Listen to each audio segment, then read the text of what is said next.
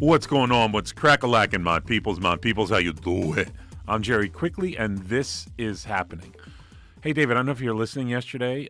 My retired mental health spiritual advisor, you see, there was a Republican swine who called right after you, and they were treated like they weren't Republican swine. See? So sometimes it works, David.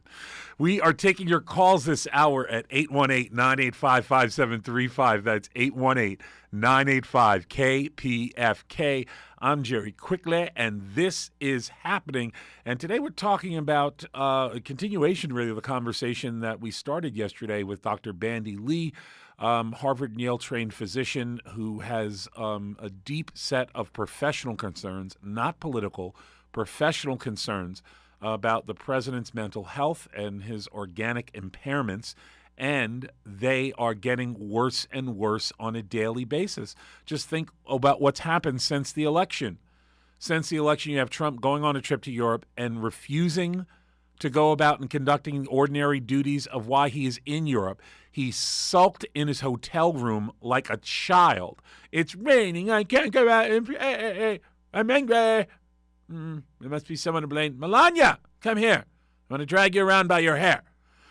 It is disgusting. And I say that now, I really, truly hope that Trump is not engaging in domestic violence. I hope that he's not continuing to engage in domestic violence, because he has engaged in domestic violence against partners in the past. And that's the strongest indication of potential for future violence, is a past that is filled with violence. So you have Donald Trump on his trip to Europe refusing to come out and do the duties and responsibilities he's supposed to engage in. You have him feeling very angry about Macron coming out and saying very clearly that nationalism is the opposite of patriotism. You have him feeling like a cuckold little henpecked hubby, because his wife is now firing national security officials with clearances. And then you have this massive increasing on a daily basis, the losses Republicans face from the Democrats. And then you have the pending indictments coming from Mueller. This would make a person who was well-balanced and had a good handle on their life and was quite resilient. This would be challenging for them. When you have someone as fragile and dangerous as Trump, it is not fragility, it is danger. Let's give a listen to some of today of Trump's unhinged rambling. This is Allison Berman and John Avlon discussing on CNN exactly how crazy and preposterous it has become with Donald Trump. Again, we're taking your calls, 818-985-5735. That's 818-985-KPFK. Let's give a listen to this clip of from CNN with Allison Camerana and John Avlon describing just how unhinged and ludicrous. These people are laughing. I'm not laughing. We're in danger, y'all. Let's give a listen. Okay, so what we're talking about with this serial yes, is that President Trump has come up with this scenario that he thinks that people are parking in vans outside of voting booths and going in with one outfit and coming back out and putting on a disguise, a hat, and going back in to vote again. And you believe this scenario is cribbed from a Hanna-Barbera cartoon that you've seen. It has the feel of an old school Hanna-Barbera cartoon. This is where the cat character would change the hat, put on glasses, maybe a shirt, and fool the storekeeper. The squirrel. This is the squirrel who's currently running the commissary in this particular scenario. This is just the sign of, this is a deep unreality. This is land of make-believe, as John Berman said. Because the accusation of voter fraud is serious, particularly at a time when we're having recounts in one of our key swing states. And the president's explanation for the mechanics of it are land of fantasy. I mean, it's Fantasy Island. Fantasy Island. And the cereal thing is just like, I mean, millions of Americans who buy cereal know for a fact it's not true, and it doubles down on his line about the grocery store needing ID, where he got slammed on that 2 months ago. So 0% learning curve. I think John makes a good point. Integrity of our elections are critical, and it's important. And there are issues where we need to take a closer look at elections. But to the point of, using an ID for a box of cereal, like I need from a Hanna-Barbera cartoon that you've seen. It has the feel of an old school Hanna-Barbera cartoon. This is where the cat character would change the hat, put on glasses, maybe a shirt, and fool the storekeeper. The squirrel. This is the squirrel who's currently running the commissary in this particular scenario. It's duck season. No, it's rabbit season. It's duck season. Fire! We're taking your calls here at 818-985-5735. That's 818-985-KPFK. And this is how crazy it's getting with Donald Trump. Let's give a listen to absolutely worthless and hopefully, if there's any justice in the goddamn universe, soon to be retiring New York Senator Chuck Schumer and his comments and his concerns about the crazy place we find ourselves with the infant child, greasy Cheeto stain, crumbs sheet in the bed, orange Manchurian pumpkin loser rapist in chief Donald Trump. The president, he keeps getting more and more absurd. He makes up things.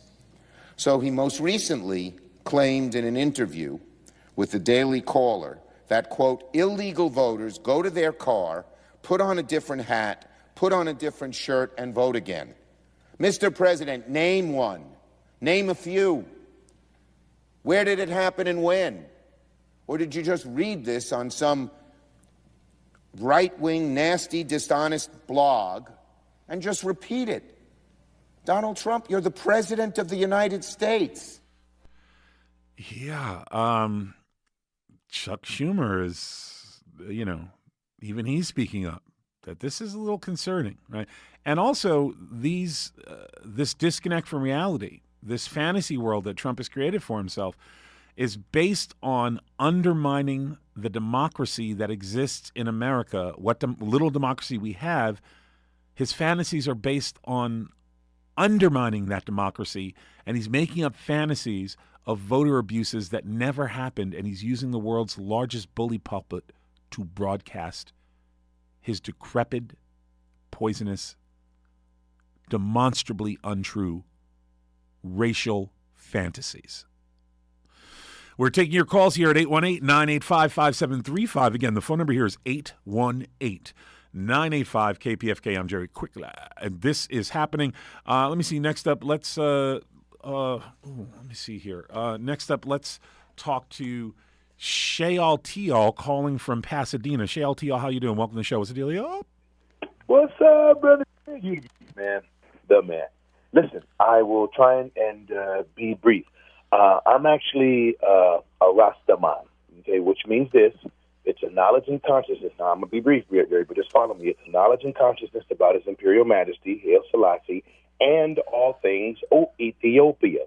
Now, that said, I've had a chance to really kind of look into the Italian thing as well, because, Italy invaded Ethiopia twice.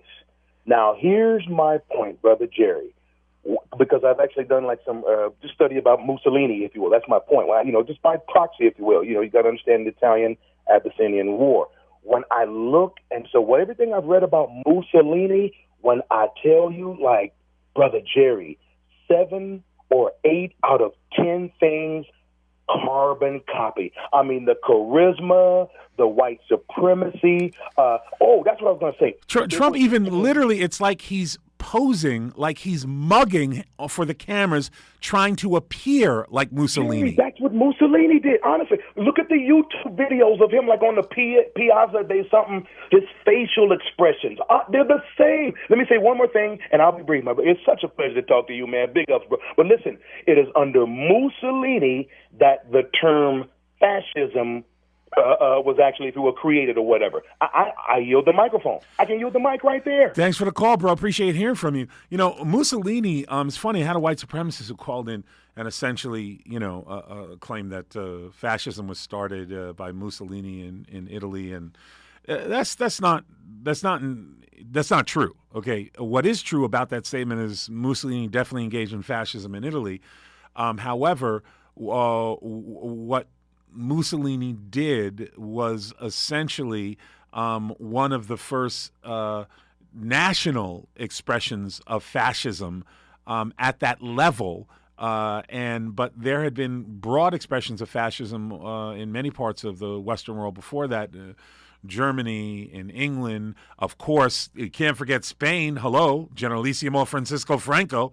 And so the fascism is too often, I think, ascribed to having its genesis in Italy during the time of Mussolini. That was a critical time in terms of the history of fascism, but it was not the genesis of fascism. It was just another iteration of an expression that had already been received and executed at various places in the world prior to Mussolini. Take your calls here at 818-9855. Thanks for the call, bro. Really appreciate hearing from you. Tao. 818-985-5735. 818-9. I just had some jerk chicken wings for lunch and a beef patty and some plantains. It was delicious. It was really good.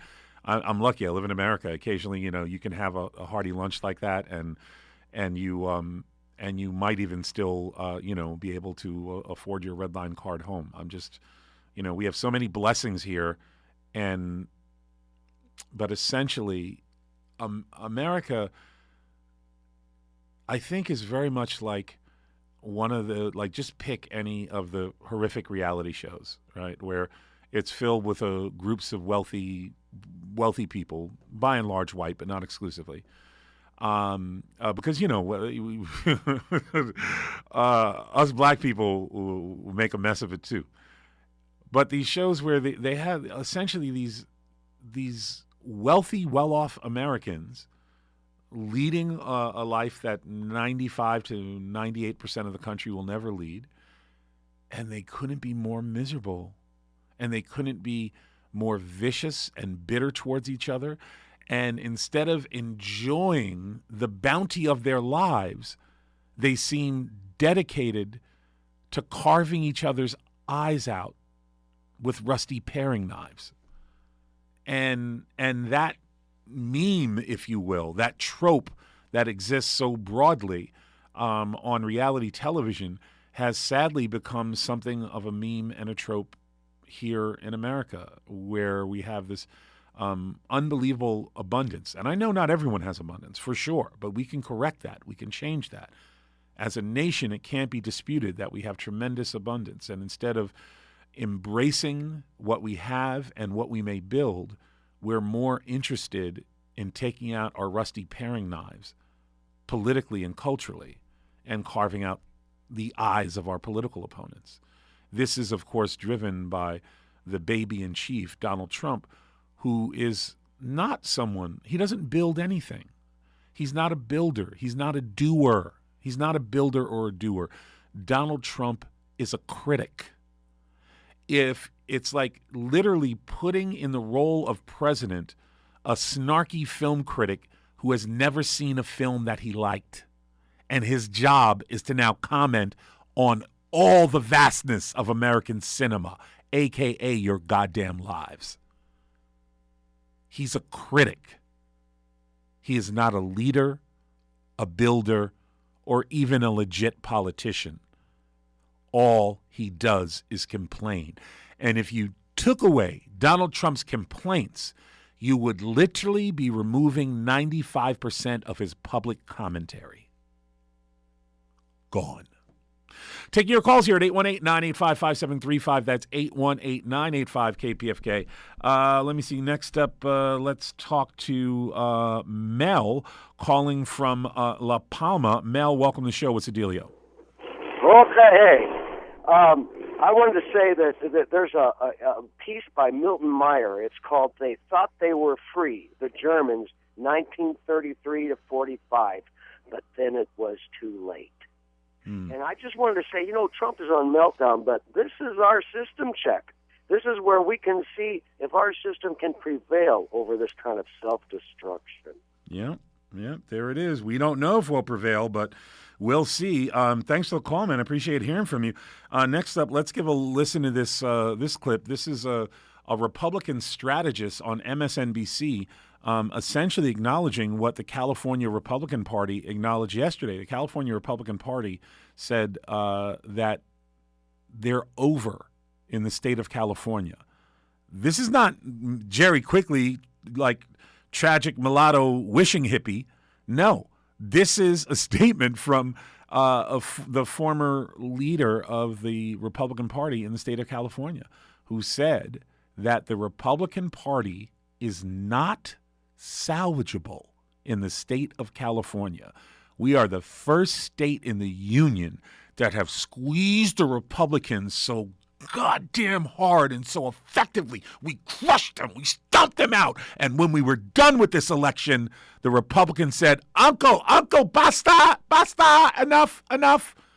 We get it. You don't love us, and we are not salvageable in this state. So they're packing up their crap and they're going home. They're not spending huge amounts of money here. You know why? Because California is radical. Because California showed the rest of you ninnies the way. And the way forward is by planting your flag, claiming your stake, and daring the Republicans to come after you. We need backbone, we need radicalism, we need to fight together, and we can't do it by mincing around like Nancy Pelosi talking about compromise with Nazis. You do not compromise with Nazis. There is no compromise with Nazis. We're taking your calls here at 818-985-5735. That's 818-985-KPFK. Let's give a listen to this clip. This is Rick Tyler on MSNBC essentially announcing that once Donald Trump is done doing his dirty deeds with the Republican Party, the party itself is finished. You have to figure out how to get white, affluent, educated women back from the suburbs because when you combine that coalition with African Americans and Hispanics, which the Democrats now seem to be solidifying, that would be a generational realignment. And if that's true, the Republicans won't be in charge for a very, very long time. I also believe, Chris, and it won't surprise you, that Republicans need to learn to stand up to the president when he is butting up against constitutional, traditional norms of the White House. And yes, that may cost another seat, but it's okay. Then you go back to being a citizen. But I think in the long run, the damage to the Republican Party is such that I don't know that the Republican Party survives because what happens is now the party is so attached to a personality the way the Kadima party in Israel was attached to Ariel Sharon. It doesn't exist anymore when Ariel Sharon passed on. When Bibi Netanyahu leaves the stage, I don't believe there'll be a Likud party anymore. And when Donald Trump leaves, there will be no Republican Party anymore. I don't know what will replace it, but I really don't think I just don't think that coalition exists anymore. I'm not sure I'm as pessimistic as you are. I think. I don't know. It's pessimism. It could be a great opportunity. An opportunity for what, though, Rick? Another party, another system. Is it still going to be a two-party system? It's just going to have a different name on it. What does that accomplish? Look, as long as we're a constitutional republic, it'll be a two-party system. We're not a parliamentary system, so we don't. In that sense, I mean, you have to look at 1,000 independent parties have come and gone since the beginning of the Republican Party in 1859. So it seems very unlikely. The emergence of a third party is very unlikely historically, but I think this really does change things. And I've always sort of poo-pooed independent parties. When Ross Perot came around to the Green Party, a lot of different, the Libertarian Party, which is sort of an oxymoron. But I think there's an opportunity. It depends. I think things are going to get worse for the president. I think things are going to get worse for the president. Yeah, they are, because they're coming to the White House to arrest you and your tortured, venal, worthless, parasitic offspring. We're coming for you all. By coming for you all, I mean through legal process, we're going to arrest you and throw your white asses in prison for the rest of your life. All nice and legal like. 818-985-5735 is the phone number. 818, you don't even want to know how I spend my evenings. 818-985-5735. It's like a black nerd D&D thing where you role play Donald Trump and Jeff Sessions, and I don't want to get into it. I'm sorry. I broke the rules by even sharing that much. Sorry, guys. 818-985-5735 is the phone number. That's 818-985-KPFK. Let me see. Next up, let's talk to Tim calling from Riverside. Tim, welcome to the show. What's the dealio? Hi, how you doing? Good. Hey, first of all, I want to tell you I listen to you and other KPFK guys because I disagree with you so much. I'm very conservative, and you guys definitely aren't. And I always want to understand the people that I disagree with. Maybe you're going to persuade me. I doubt it, but I want to understand what's going on. I appreciate you listening. On the other side of the fence. Right. But I would. What did we get wrong today, buddy? Well, in details, you're throwing around the term fascist, and I don't think that's quite appropriate. You can disagree with people, but that's a bit of a pejorative comment that may not apply. But more to my point, the purpose of my call is I would like to gently object. You've been using some crude language that is offensive. You say "God damn" as if it's just another word, and it's, I'm a Christian and it's sacred to me, and you just throw it around as if. And I just don't think you should do that. Find another pejorative. But I appreciate that, and I hear what you're saying, and I'm listening to you, and I appreciate what you're saying.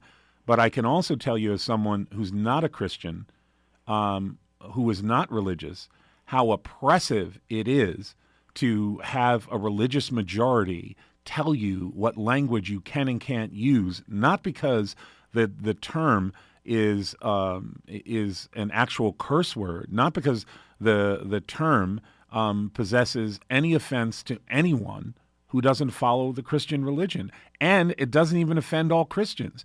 And we live in a country where Christians are real confident telling people language they should and shouldn't use. And I say that with all due respect. We're just two guys having a chat about language and religion. Yeah, let me respond to that. I hear you, and I was quite convinced after hearing you speak that you weren't a Christian, and I accept that. Again, it's part of the reason I listen to you is because I just so strongly disagree, and I always try to understand people I disagree with. But never mind the religious aspects, I think it's more a matter of common courtesy and decency. I mean, yes, you have freedom of speech, and nobody's trying to take that away. It's just a matter of common courtesy. There are words. I mean, I didn't call you guys stinking lefties or anything like that. You're left, I'm right. Fine. Let's try to understand each other. But again, just a matter of. Hey, Tim, can I ask a brief question of you? Do you have these same concerns about commercial radio? Do you call commercial radio and complain about them using the term "goddamn"? I do. It's tough to get on, so I call to no avail. Just curious. Thanks for answering the question. Oh, certainly, yeah. Well, Tim, let me ask you this: we have obviously very different political views, and obviously we can speak to each other respectfully. That's not an issue whatsoever. What do you think is the number one or the top couple of issues facing our country right now that we're not dealing with? Okay, this is going to be the wrong answer for you. But I want to hear what you have to say. I'm equally as interested in your position. Okay, I told you I'm a Christian, and there are lots of people that throw that term around. I'm not one of those that just throws it around. I live it. It's my daily life. And for me, we have turned away from God. It began, I think, it's been a long time. We were never a Christian nation, but we had a Christian ether, if you will. And for me, the issue is that we have turned away from God even in our ether. We don't even have the what we might call our civic religion anymore. And I think that's a detrimental thing. I regularly pray for God to give our country true revival where Christianity would prosper. Not in any oppressive sense. Real Christianity doesn't do that. But Tim, can I ask? I don't mean to interrupt. I'm really interested in this conversation with you, buddy. Given your piousness and your level of religiosity and your focus on the just principles of Christianity, which, by the way, I take no issue with. I just take issue with how these biblical principles are applied in our society, not the principles themselves. But given your religiosity and given your view of the world, how do you feel about the virtually everyone in America who murdered and raped human beings because the human beings happen to be slaves? Virtually everyone who did that was a Christian, and they all believed that the Bible entirely backed them up when they went into the slaves' homes to rape the slaves' children on a nightly basis. How do you reconcile that outrageous behavior that was well known by the church and was supported by Christian institutions throughout America? How do you reconcile that with the modern church? I think you exaggerate the support. However, I condemn that completely. That's certainly not biblical. okay? And as a serious Christian, and there's a difference between that and everybody who calls himself Christian, and I'm not trying to sound pious, I'm trying to give you an accurate representation of who I am. Certainly. I condemn all that stuff, and there's an awful lot. Religion is used to justify an awful lot of abhorrent activity, and what you described is among that activity. No, I have no problem condemning. But that activity, it was accepted by the churches because every Christian church in the South knew that slaves were being tortured. They knew that the families were being broken apart and separated, and that's a form of lifelong torture. They knew that children, women, and men were being raped. They knew that that men and women were having parts of their bodies amputated. They knew the length and breadth of the horrors that were being inflicted upon millions of innocent people that were God's children. And not only did they not speak up for the victims, they supported and encouraged the oppressors to continue their rape and torture. How do you reconcile the church that used to be, that supported that, with the church you're a member of now? Well, my church does not support that or anything like that. And I'm glad to hear that. Biblical Christianity, and it ought to be a redundant term, but it's not. But biblical Christianity does not support any of that. As I said, we condemn that stuff. That's just simply wrong. And well, how much more needs to be said? It's wrong. But it doesn't support it, but it did support it, and there were specific passages from the Bible that were used to support it. In fact, Sarah Huckabee Sanders and Jeff Sessions were quoting these passages from the Bible as recently as a month ago. So it's not a question of whether or not it should have ever been used. It's the fact that it was used. How do you migrate from a church and from a belief system that is that toxic? How do you migrate from that toxic belief system to a more healthy one that involves justice and diversity? Let me respond to you. First of all, in 2 Peter chapter 3, it talks about people who twist the scriptures to their own destruction. They use them for their benefit, but morally speaking, it's twisting them to their own destruction. It's an awful, evil thing. You have to look at the scripture as the word of God and live it. And it says in James, be doers of the word, not hearers only, deceiving yourselves. People use religion as a veil for their awful acts. No, I'm not shocked. It was talked about in the biblical days, and the word of God remains with us and says it's going to continue to happen. So I have no problem condemning people who do things in the name of religion. As I started to say, I was raised Catholic. By the grace of God, I got out of that baloney. And good for you. You can't be a member of the Catholic Church and not be engaged with the church on their abuse of children and still call yourself a good Christian. Right. Certainly. Absolutely. And I mean, there's no justification in that. But again, as I said, the term biblical Christian ought to be redundant. Sadly, it's not. And for me, as a Reformed Christian, I'm not sure if you know what that means, but we adhere to the biblical doctrines that were brought back to common use during the Protestant Reformation.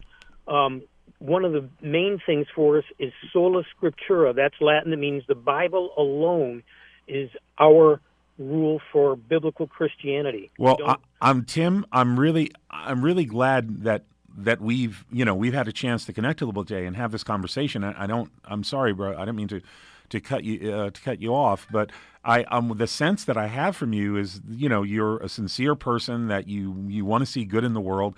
And my belief is if you were more representative of the average Christian who is supporting Trump, that we'd all be in a better place.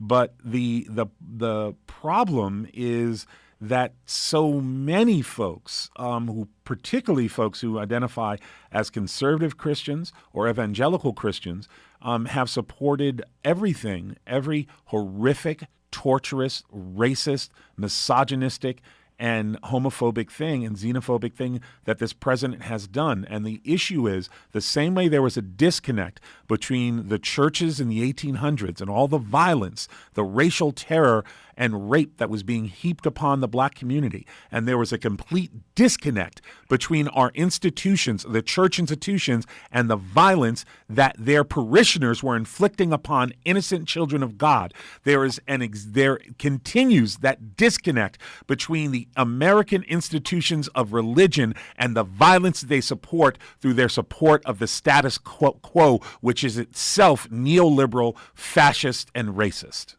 Okay, let me quickly respond to that. Please do. Because I'm going to give you the last word. This is your last word. Thank you. In the Bible, in the book of Galatians, Paul's letter to the churches in the what's now Turkey, he says there is neither bond nor free, slave nor free, Greek nor Jew, and his point is that in Christ, and it's different for the rest of the world, but in Christ we're all one, and there's no division. There's no second-class Christians or anything like that. Jesus, our Lord, said, "Love your enemies, do good to those who persecute you, bless them and curse not." And there's lots and lots of things like that. But the point being, biblical Christianity is what we need to follow. So yeah. I got to go. Thanks for your time. Thank you. I really appreciate hearing from you. And my suggestion is, there's a lot of common ground there between you and I encourage you to lead the resistance among the Christians that those among the Christian population that support a lethal status quo with all of its racial terror and its misogyny and its homophobia and its xenophobia. We can do this, y'all. We can move forward together. We don't have to believe in the same gods. We don't have to believe in God. We can respect each other's beliefs while moving forward together and making the world and the planet and making our country better for everyone. We don't have to follow the same beliefs like we're all part of the same Borg collective. Sorry for you non-Trekkies. 818-985-5735 is the phone number here. That's 818-985-KPFK. Let's give a listen to this clip. This is from from MSNBC, where a former executive aide to number 10 Downing Street describes exactly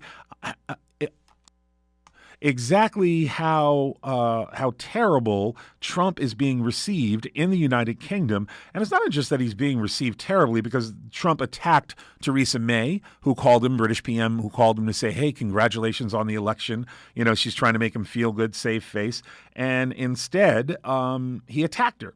Well, Katie Perrior, who formerly worked at number 10 Downing Street, got together with Brooke Baldwin and described exactly what the Brits think of Trump, and that includes using Trump toilet paper as stocking stuffers. How does it play in the UK when the U.S. president gets heavy-handed with Theresa May? I think that with any foreign leader that gets heavily with our Prime Minister, we get quite defensive. We kind of, back into our corner and say that, this is not going to set us off track. We have faith in Theresa May in terms of her international relations more than we do President Trump. It saddens me because as Brits, we like to feel that special relationship is genuine. You look back at Margaret Thatcher, Ronald Reagan, and you look now and you think to yourself, well, they've got a lot to live up to. And that is quite a sad situation because we expect more from our foreign leaders. President Trump should not be berating Theresa May and giving her a hard time on the telephone. He should be backing her up because she will go into the European Union and defend him when nobody else will. And she believes in our special relationship. She believes that as we leave the European Union and we turn towards America and the rest of the world, we need free trade agreements with these countries. And she wants to do deals. I mean, doing deals with a man that keeps on ranting and raving all the time is probably not a smart idea. He needs to get back to the table and calm down. On that last note, final question. What do Brits think of the way the U.S. president communicates?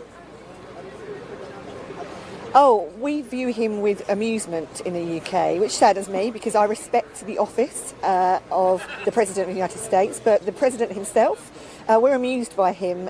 His public polling ratings in the UK, if you had to take them, I would hazard a guess, being a former communications director at number 10 Downing Street, I'd hazard a guess they'd be pretty low. I mean, the kind of stocking presents we get at Christmas is Donald Trump toilet paper. That should give you an indication of where they're viewing. Boom, there it is. Next up, let's talk to David calling from Los Angeles. David, welcome to the show. What's the dealio?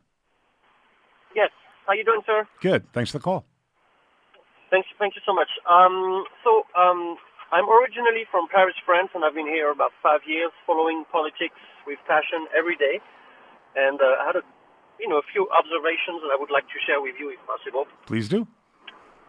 All right. So I think a few quotes I remember from the past 2 years. I remember that that crazy guy, Sebastian Gorka. Mm-hmm. I'm sure you know him. Yeah. He said that basically it was the return. The Trump era was basically the return of the alpha male era, and that the era of the pajama people like Obama and all those guys was over.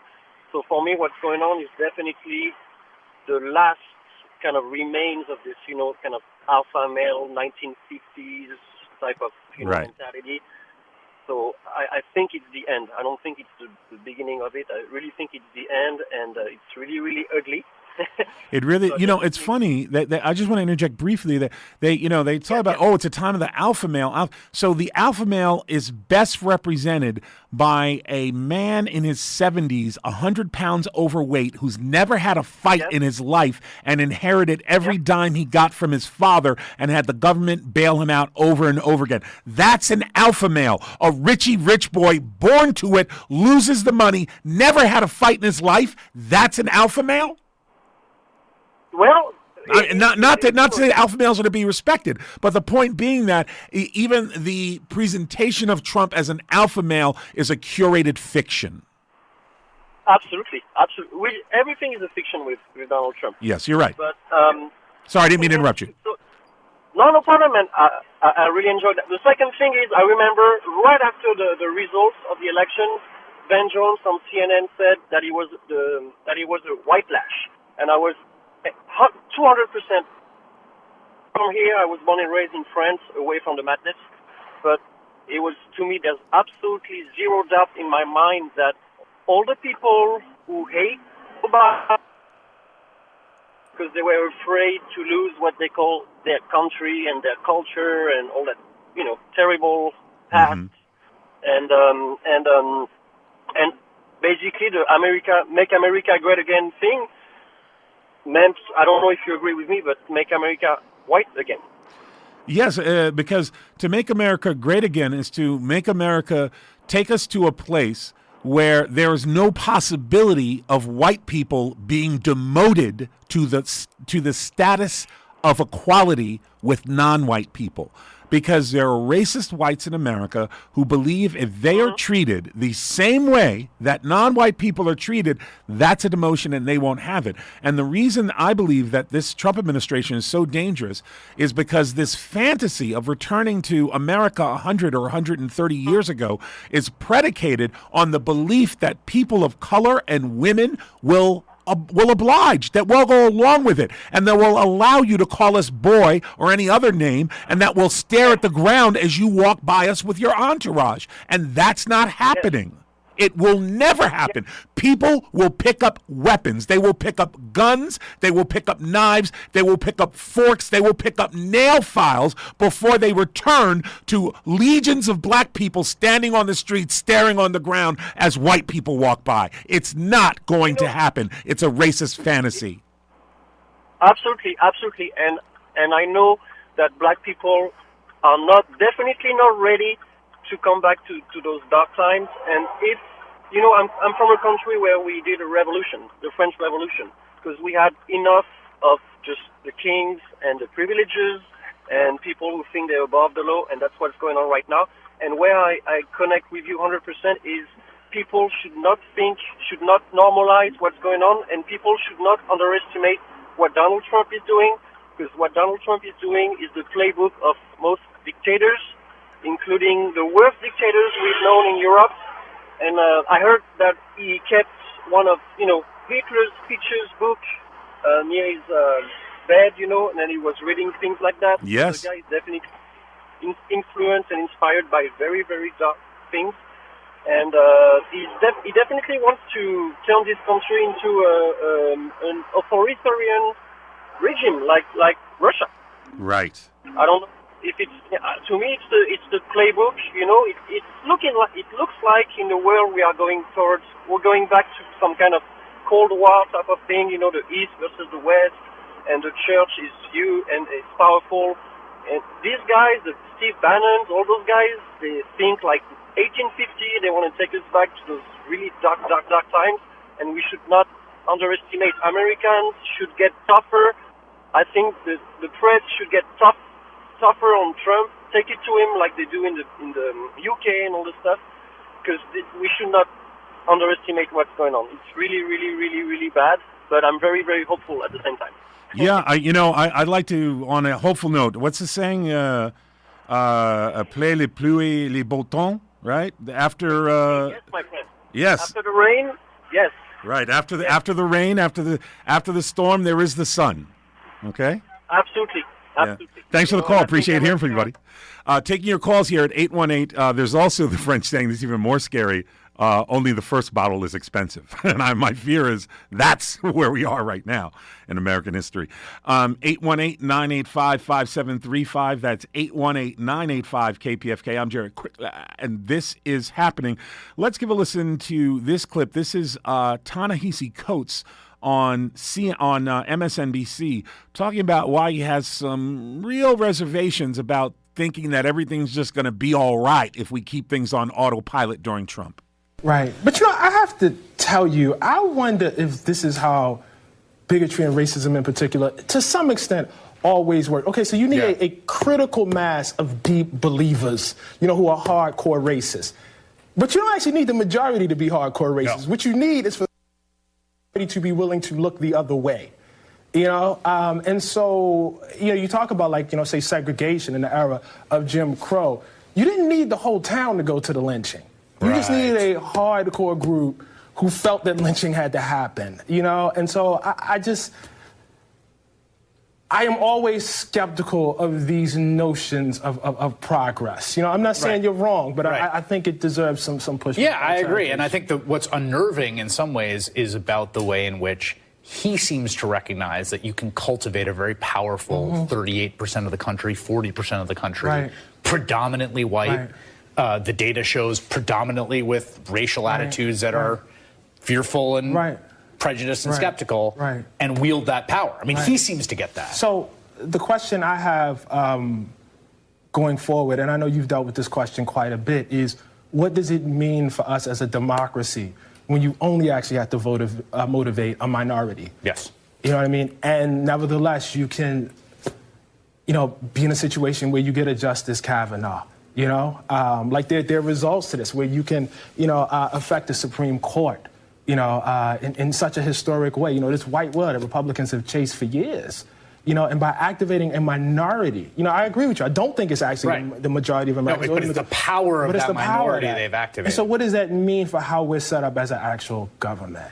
Boom, there it is. Welcome to the Speed Round. I'm going to try to get to as many of you folks as possible in the time that we have left.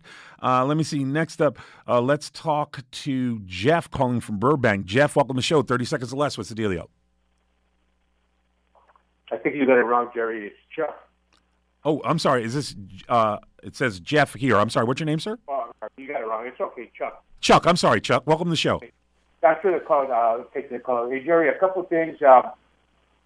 Listen, I think the average person can deduce that, Trump is not your functional person. He's rather dysfunctional. Right. And just look at how much he's aged over the course of his presidency to date.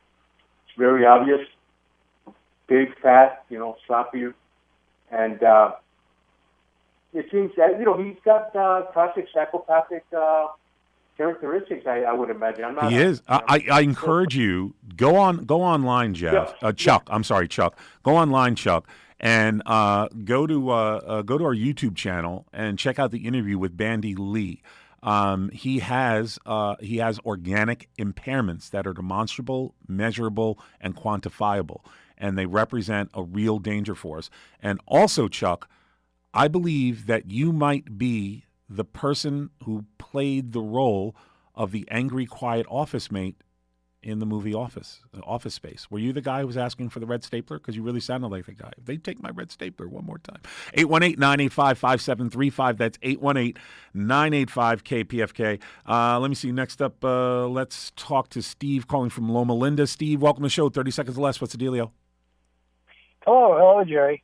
Yeah, interesting program. I'm not going to be on here too long. I do live in Orange County.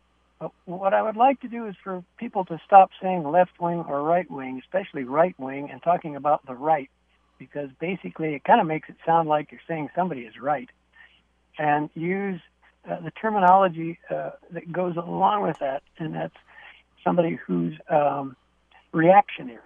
Okay? Right. Because reactionary means that's somebody who wants to go back to an earlier time. They react to everything because they're not ready for it, and they just want it to all go away.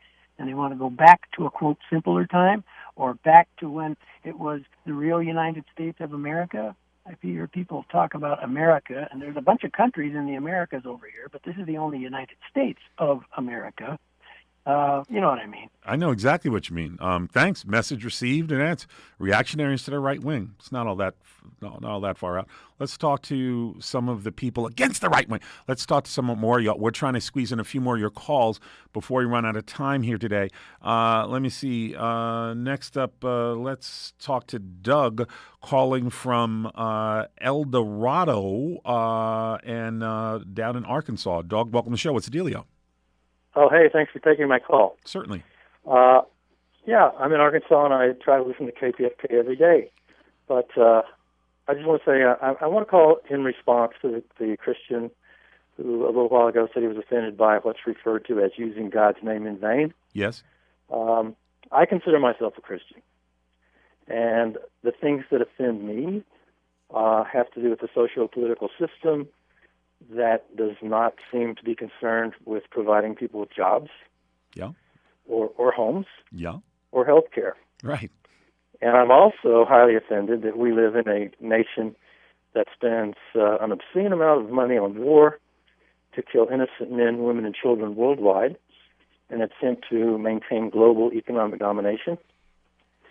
And also I'm offended by a system that upholds and protects the interests of the wealthy and seems often to offer nothing to people in need.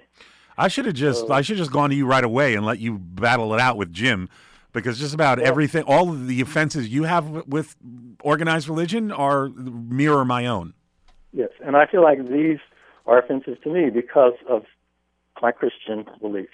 Right. All of Christianity teaches to care for people in need, and I don't understand how the predominant teachings or actions of our current social-political system are so far away from Christian teachings. And I do appreciate that the caller seemed to be open-minded. And yeah, I enjoyed my conversation with him. Absolutely. Yeah. Yeah. But I would recommend that he do some research on the topic of liberation theology, mm-hmm. because there are many, many Christians who don't share the points of view of the current system and feel like we've got a long way to go. Hey, thank you so much. I appreciate hearing from you in El Dorado, Arkansas. And we're going to try to squeeze in one more caller real quick. Let me see. Next up, let's talk to Jennifer calling from East L.A. Jennifer, 30 seconds or less. Welcome to the show. What's the dealio? Hi. I just found your show yesterday, and when I was listening to you talk about Trump, I was like wishing and hoping that he has your radio station on in the White House, because he's a complete idiot. And I'm not real political, you know what I mean? Like, you talk, I love the way you talk. You educate yourself before you speak, and there's not a lot of people that do that anymore. And thank you, because you're the voice of the majority, not the minority, because that is craziness. Well, Jennifer, thank you so much. I'm happy. Thank you, sister. I'm glad you found us, and I hope you stay and become a member of our swamp family, because this swamp family is going to sail this swamp ship out of the swamp and into the skies of justice. If y'all want to, you can follow me online using the handle @JerryQuickly on Twitter. Again, that's @JerryQuickly on Twitter. This show is produced by myself and Jose Benavidez, and you can check us out. This video right now, I'm speaking directly into the camera because we are live streaming, and you can check us out online on YouTube. Go to YouTube and look up Jerry Quickly. Just subscribe. We'll hit you up whenever we post a new video. That's many, many times a week. And you can follow us on SoundCloud using the handle, go to the website soundcloud.com/THI Live. Again, that's soundcloud.com/TIH Live. This show is produced by myself and Jose Benavidez. Our board operator is Gary Baca. That's it, y'all. I really appreciate you being here. Remember, be kind to someone. Be mercilessly kind, because you never know what burden someone else is carrying. That's it, y'all. Until tomorrow, I'm out.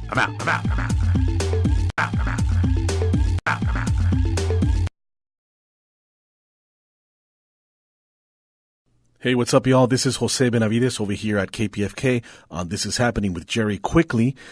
We're looking for someone that really knows how to use Photoshop and is able to cut out images and prep them for motion graphics and for Adobe Premiere. We're trying to create more interesting and fun videos. If that's you and you have a couple of hours free during the week, please send us a message with your resume.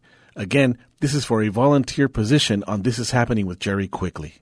Email us at gqx@aol.com, gqx@aol.com. And in turn, this will help you with your resume, and we'll give you a nice shout out after every show.